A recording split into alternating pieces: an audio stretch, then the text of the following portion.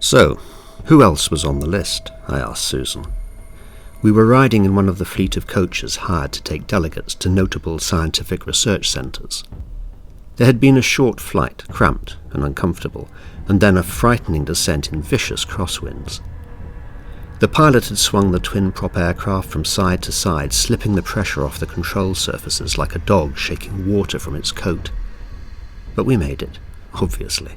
And then the coach, pushing through the pre-dawn Finnish landscape, the end of the forest and the start of the tundra. Invisible at the moment, but the sun would creep up in a couple of hours and we would get the full effect of thin lakes and distant lines of shadows that might be mountains.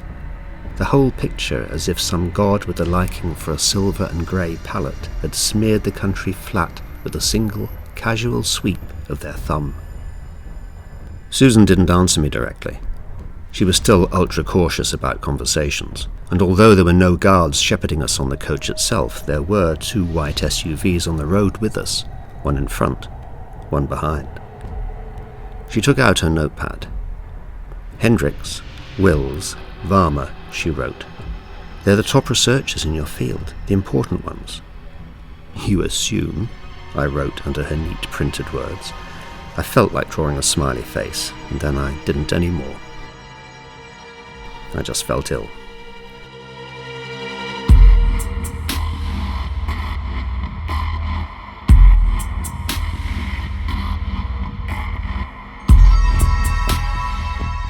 The Sky Machine by Martin Liddermont. Performed by Jennifer Bardsley and Martin Liddermont. Chapter 3. The Time Tubes.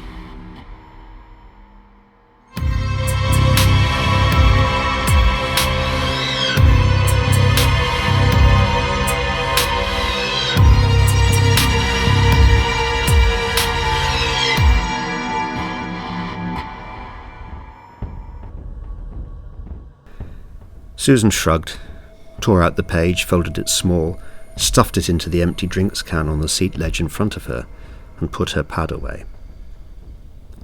"You're going to burn that too?" I asked. She rolled her eyes and looked out of the window. At our last comfort stop, she had produced a lighter and had set fire to a similar can full of tightly compressed pages we'd collected between our conversation on the wheel and getting on the plane.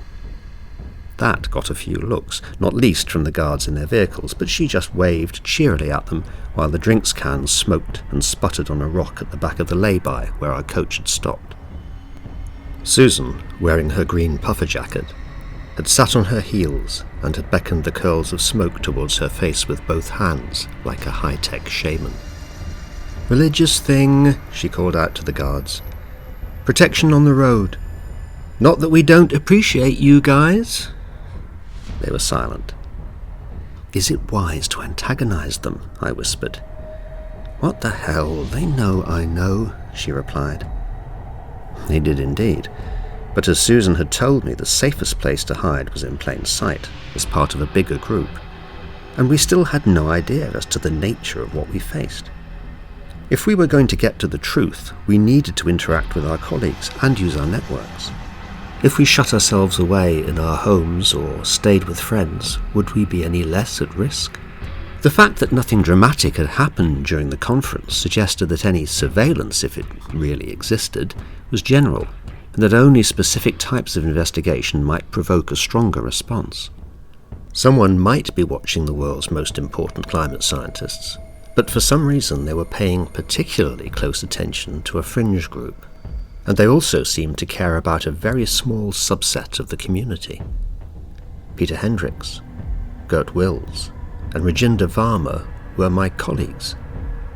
Not exactly friends, but they were researching cloud formation, like me.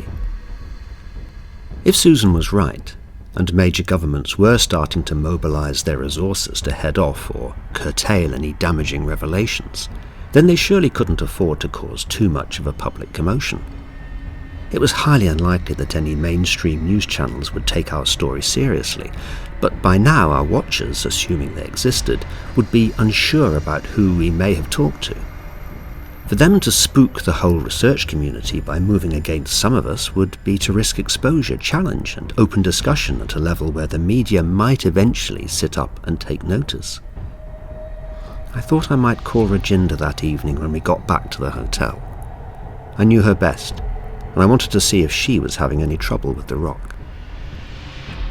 The coach purred along, hot air blowing round our feet, a cool breeze in our hair.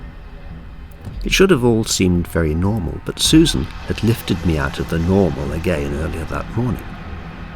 Code phrase came through. "He's got a message for me," she had written on her pad at breakfast.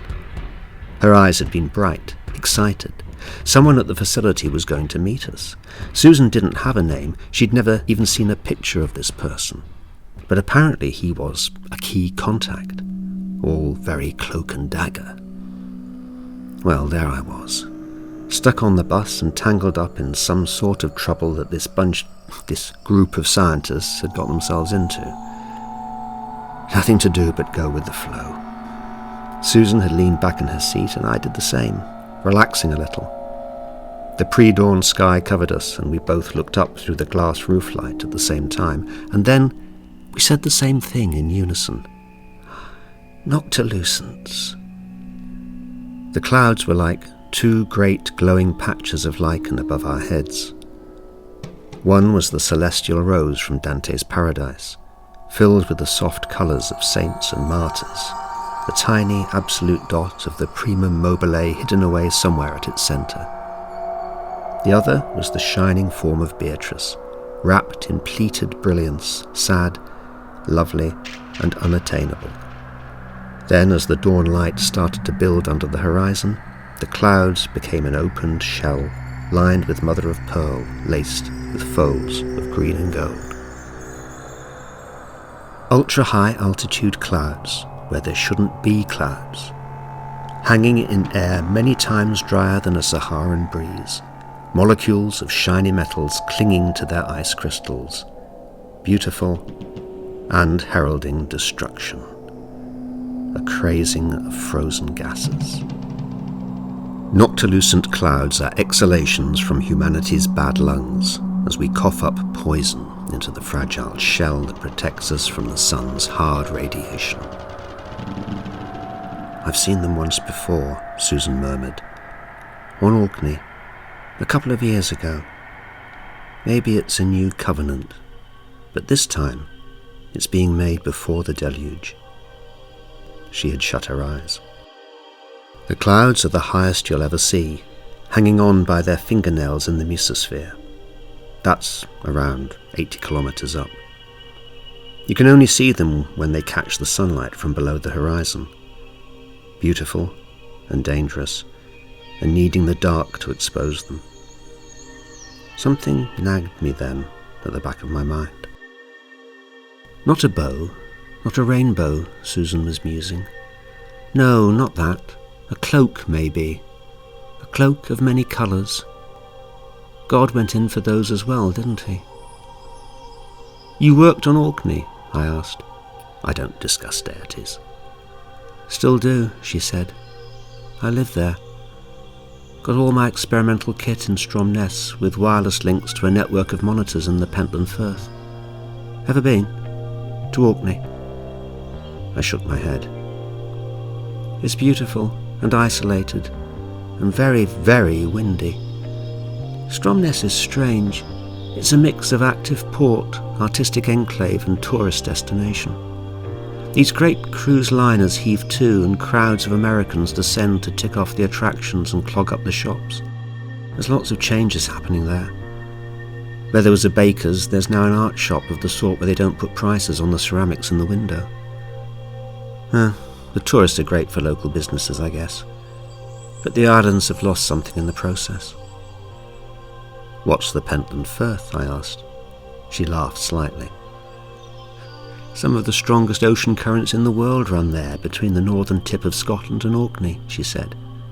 "If that's your thing, then it's the place to be." "How long has it been your thing?" I asked. 5 years now," she said. "I consider it home. My family came to the UK decades ago before I was born. My parents live in Aberdeen, so it's easy enough to see them. I just get a flight."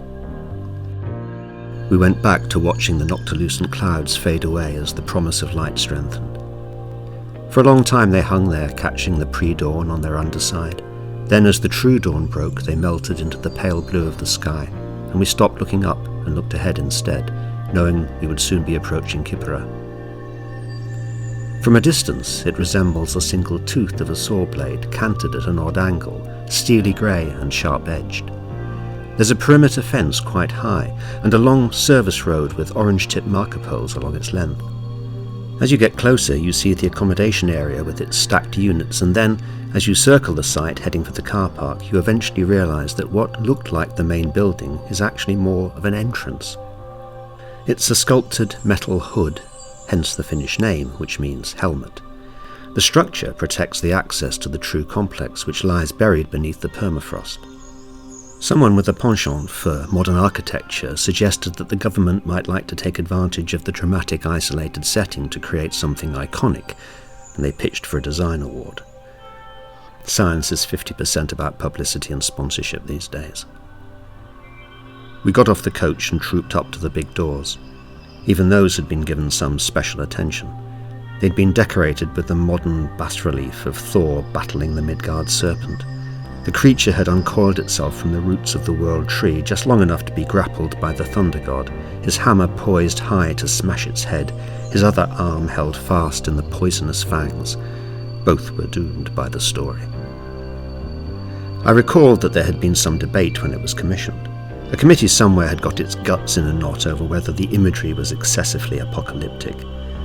Most people felt that it was entirely appropriate, given the centre's leading role in charting humanity's lemming dash to the edge of extinction. I'd been a couple of times before, and I knew the drill. They would meet and greet us just inside the doors in what was a disappointingly bare loading space. There were narrow-gauge rails running down and away into the underground section, and a pallet storage area stacked with equipment and supplies. The last time I was there, they were checking a brand new diesel generator that had been delivered. It sat big and squat, painted bright blue and yellow, its thick protective plastic sheeting cut away in fleshy ribbons, radiating out from its base like ejecta, as though it had fallen from the sky, impacting there on the rough concrete floor. The science took place deeper in the complex, in sterile spaces and glass-walled rooms where carefully filtered air circulated around neat rows of desks. And that science was mostly about storage and engineering, keeping things clean, even when you cut them open. Susan and I hung back slightly from the tour party, waiting for a chance to slip away unnoticed. We were waiting for her internet contact to make themselves known to us. When he found us, Susan's contact looked anything but a spy. He was young, a small, pale-eyed man who came round a corner pushing a trolley containing IT equipment. He had a wispy, frosted appearance, white skin and thin blonde hair, and a fragile stillness about him that reminded me of frozen reeds. He edged close to us as the party prepared to move on to see the pollen research facility. There was no special phrase or secret sign. He simply stood in front of us, blocking our way, his hands deep in the pockets of his lab coat as though he were trying to find some secret in there that he could hand to us. He nodded, we nodded, and then we followed him, letting him open door after door with his pass, always heading downwards. It seemed dreamlike. I stopped worrying about CCTV cameras after the fourth door and assumed no one was bothering to monitor the comings and goings of staff and visitors. After all, how much trouble did they ever experience in such a specialised and remote facility? I recognised where we were.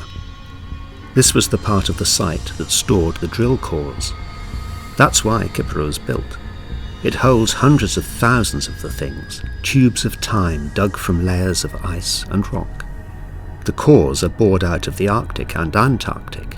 They even have sedimentary mud cores from Venezuelan lakes, and there's ancient strata from under the North Sea. The ice core rooms are in the coldest part of the complex. Using the natural chilling property of the permafrost helps keep refrigeration costs down. It allows a series of large storage bays to be used rather than smaller, individually cooled ones.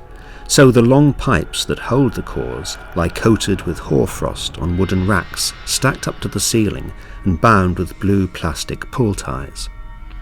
Each pipe can be tens of meters long, and they're very heavy. They're catalogued with barcodes printed on small tags that are clipped to their foil-capped ends.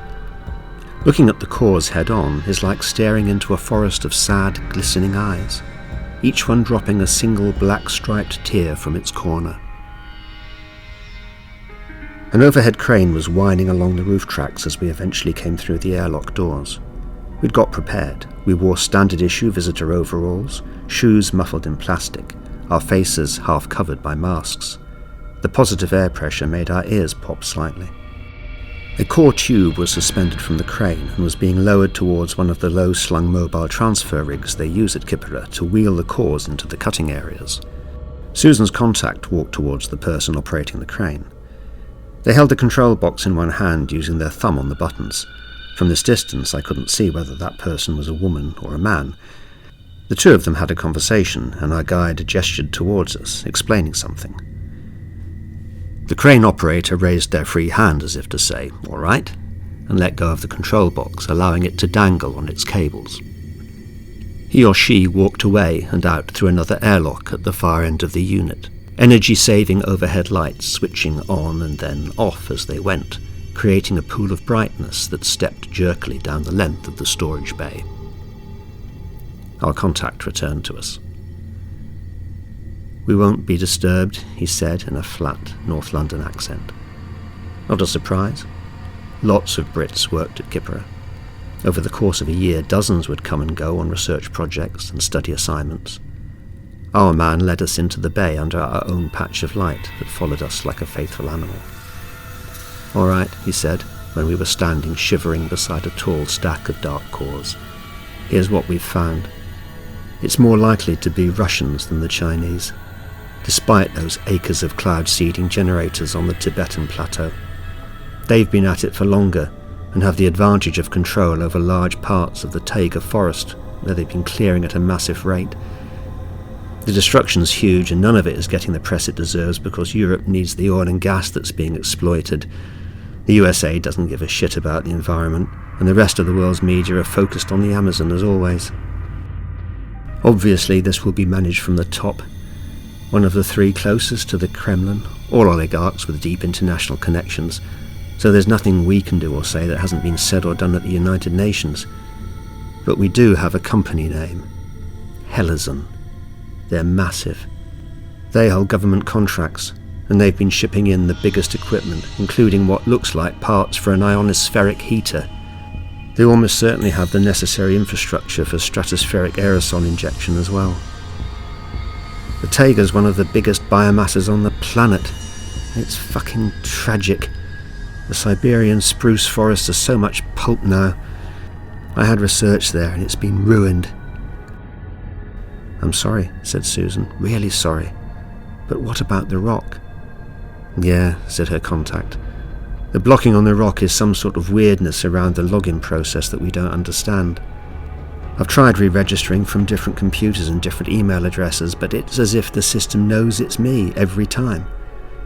Paris and Alberta tried as well. No joy. But there was a file that Alberta got emailed to her from out of the blue from some anonymous hacker. Something about a sky machine." Susan stepped forward and gripped his arm. "What?" she said. "What was it? What did it say?" Her contact shook his head. "We can't read it. It's in some sort of programming language that goes beyond anything that people in the group understand," he said. "Well, I got it downloaded on a flash drive for you." He put his hand in his overall pocket. "Oh, shit," he said. "Left it on the fucking trolley. Don't move. Stay here where the CCTV can't see you. It's a blind spot. And keep your voices down. It'll only be a minute."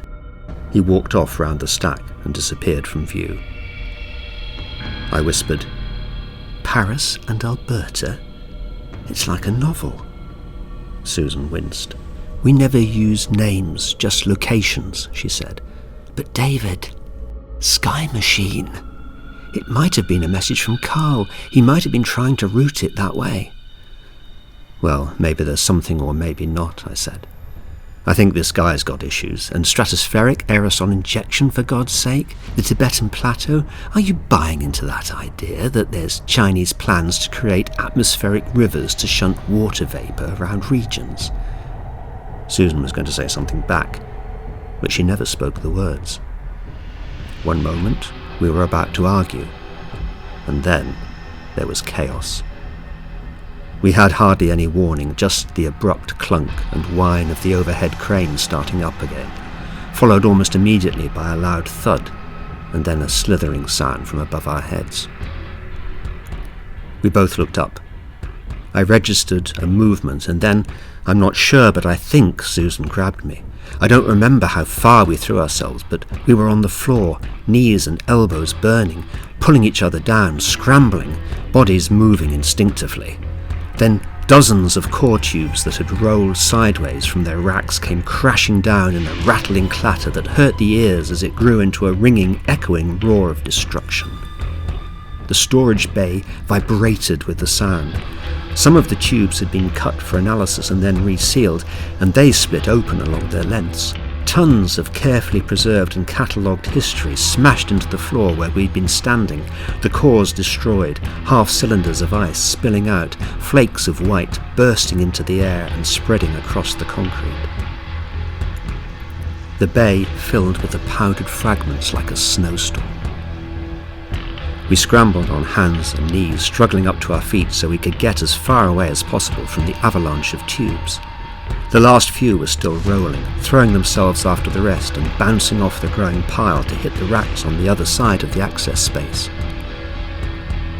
My head swam, and it smelled like winter in the storage bay. Through the haze I saw two things: the big core tube still slung under the crane, swinging and twisting from its impact with the stack of cores on the rack, and our contact, sprinting towards the door through which we had entered. I raced after him, my plastic-covered feet slipping. Susan was doing better. She'd ripped her shoe covers off and was gaining on the man. We were shouting for him to stop. He could run surprisingly fast, and he dodged through the narrow spaces with great agility, keeping a good distance from both of us. Absurdly, the rippling pattern of the automatic lights continued to follow us. They highlighted the chase like something from a flickering silent movie. But we were too slow. He darted through the airlock door, and as we slammed against it, we could see him on the other side, punching what was obviously a locking code into its keypad. The sleeve of his lab coat had ridden up, revealing a small black spiral tattoo on the underside of his wrist. Almost as soon as I absorbed that brief image, all the lights went out. We pounded on the door for a minute or two, then switched on the torches in our mobile phones and sat down on the floor. We shone the faint beams around, but there was no movement and no sound, apart from our breathing and the click and crack of ice. It didn't take long for someone to arrive. Kipra doesn't have security as such, so it was a manager and his staff wearing high-visibility vests and carrying big LED lamps. They manually cracked the airlock, and two of them escorted us out and back up to the labs, while the manager and the others went to inspect the damage. We were given a hot drink and left by ourselves in a common room. Susan made a point of looking into the corners of the ceiling and rubbing one ear, so I stayed quiet and waited. After about an hour, the manager returned with the person who I recognized as Katrina Larson, the centre's head of operations, in effect the chief executive. She did not look pleased, and the conversation that followed was very difficult. Why had we gone to the core storage area? How had the accident happened? Were we trying to access the samples? Did we know what a narrow escape we had had? The centre had an unblemished safety record, and now that was gone, out of the window, and reports would have to be filed. Our group tour had departed for its flight, but we would be found accommodation until tomorrow, and then we would need to return to Helsinki, and probably come back in the near future to attend an investigative hearing.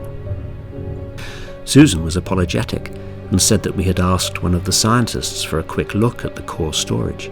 He seemed to have panicked when the accident happened, and he had run out through the airlock, presumably to get help. Katrina Larson looked puzzled. No one had raised the alarm, she said. Automatic sensors that monitor the stacked cores had triggered the alert, that and the noise and vibration, which was felt through several floors. Who was it that we say let us in? We don't know his name, I said. He was young, quite skinny, blonde hair, very pale skin. Larson shook her head. We have nobody like that here, she said. Well then, look at your CCTV footage, I suggested. Larson glared at me. We already have, she said. You went into the storage area by yourselves, and we saw you trying to get out. But there was no one with you. No one at all.